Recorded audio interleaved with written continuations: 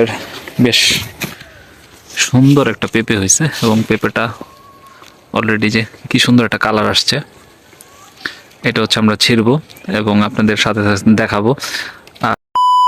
আসসালামু আলাইকুম, সবাইকে শুভ দুপুর। সবাই কেমন আছেন? আশা করি ভালো আছেন। এখন আছে হচ্ছে আমাদের সবজি বাগানে, আর এটা হচ্ছে আলু।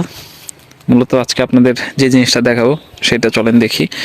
সেটা হচ্ছে যে এইদিকে আমাদের বেশ সুন্দর একটা পেঁপে হয়েছে এবং পেঁপেটা অলরেডি যে কি সুন্দর একটা কালার আসছে, এটা হচ্ছে আমরা ছিড়বো এবং আপনাদের সাথে সাথে দেখাবো। আর এটা হয়তো আজকে খাওয়া যাবে নাকি বুঝতেছি না, কিন্তু বাসায় নিয়ে যাই, তারপরে আম্মাকে দেখাই যে আসলে এটা কি আজকে খাওয়া যাবে নাকি আরও কিছুদিন সময় লাগবে।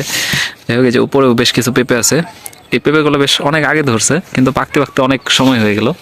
এই যে সুন্দর কালার আসছে। যাই হোক, এখন আমরা হচ্ছে এই পেঁপেটা সিঁড়ি গাছ থেকে তারপর আপনাদের দেখাই।